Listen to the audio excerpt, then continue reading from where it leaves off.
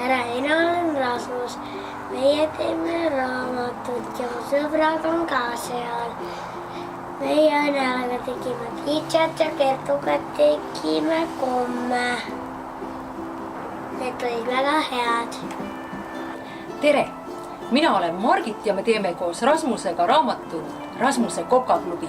See on esimene muinasjutu ja reality raamat, mis ühendab endas laste kokaraamatu ja vahva lasteraamatu.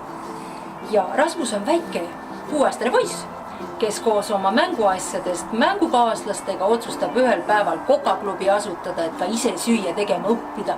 Ja sellest hetkest hakkab arenema üks põnev fantaasia lugu, kus läbi muheda huumori avastatakse igasugu põnevaid fakte toidu tegemise, toitude päritolu, söömise ja kõige muu vahva kohta.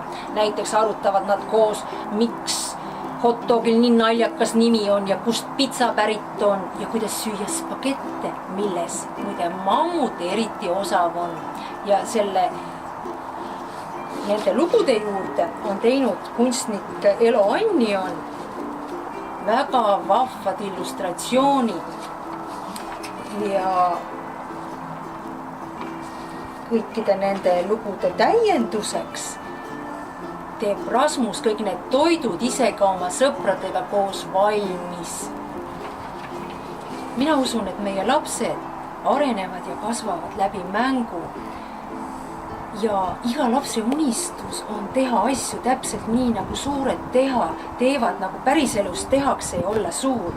Ja selles raamatus ühel hetkel saab fantaasia maailm tegelikkuseks ja kõik asjad hakkavad toimuma päriselt. See raamat täidab meie laste unistused.